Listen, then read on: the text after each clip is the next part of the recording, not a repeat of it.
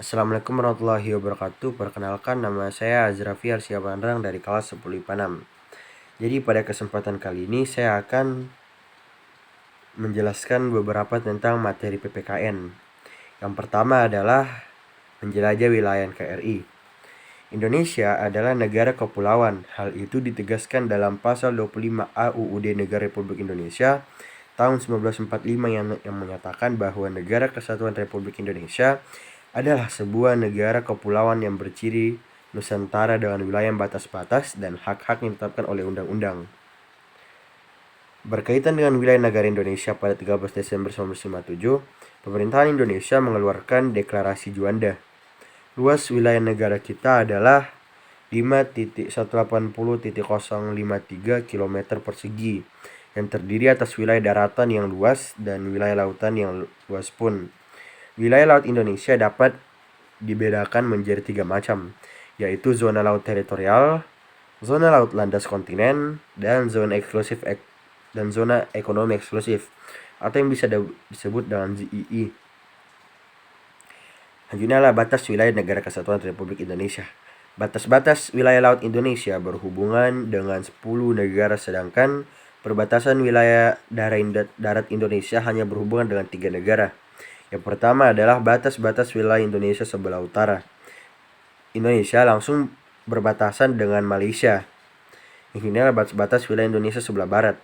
Indonesia berbatasan langsung dengan Samudra Hindia dan perairan negara India. Ya, batas-batas wilayah Indonesia sebelah timur. Wilayah timur Indonesia berbatasan langsung dengan daratan Papua Nugini dan perairan Samudra Pasifik. Batas-batas wilayah Indonesia sebelah selatan. Indonesia sebelah selatan berbatasan langsung dengan wilayah darat Timor Leste. Selanjutnya adalah materi tentang kekuasaan negara atas kekayaan alam yang tergandung dalam wilayah NKRI. Di atas wilayah Indonesia terhampar daratan yang luas dengan segenap potensi kekayaan alamnya, seperti kekayaan dari hutan, area persawahan, binatang-binatang darat yang beraneka-keragaman. Di perut bumi Indonesia pun menyimpan kekayaan yang melimpah, berupa bahan tambang seperti minyak bumi, emas, gas bumi, besi, batu bara, tembaga, perak, dan sebagainya. Kedudukan warga negara dan penduduk Indonesia. Yang pertama adalah status warga negara Indonesia. Warga negara Indonesia adalah orang-orang Indonesia asli dan orang asing yang disahkan menjadi warga negara Indonesia. Yang kedua, asas-asas kewarganegaraan Indonesia. Asas kewarganegaraan adalah dasar berpikir dalam menentukan masuk tidaknya seseorang dalam golongan warga negara dari suatu negara tertentu. Yang ketiga, syarat-syarat menjadi warga negara Indonesia.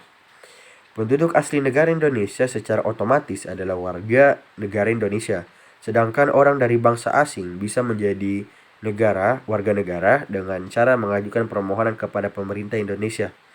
Proses permohonan itu dinamakan dengan pewarganegaraan atau naturalisasi.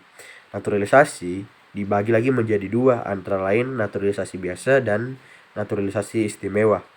Yang keempat, penyebab hilangnya kewarganegaraan Indonesia. Penyebab kehilangan kewarganegaraan Indonesia antara lain disebabkan oleh memperoleh kewarganegaraan lain atas kemauannya sendiri, tidak menolak atau tidak melepaskan kewarganegaraan lain, masuk ke dalam dinas tentara asing tanpa disertai izin dari presiden. Yang ketiga, kemerdekaan beragama dan kepercayaan Indonesia. Kemerdekaan beragama di Indonesia diatur dalam pasal 28E, pasal 28I, dan pasal 29 ayat 2 UUD Negara Republik Indonesia tahun 1945. Yang pertama, pengertian kemerdekaan beragama dan berkepercayaan. Kemerdekaan beragama dan berkepercayaan berarti kemerdekaan beragama dan kepercayaan mengandung makna bahwa setiap manusia bebas memilih melaksanakan ajaran agama menurut keyakinan dan kepercayaannya masing-masing. Yang kedua, membangun kerukunan umat beragama.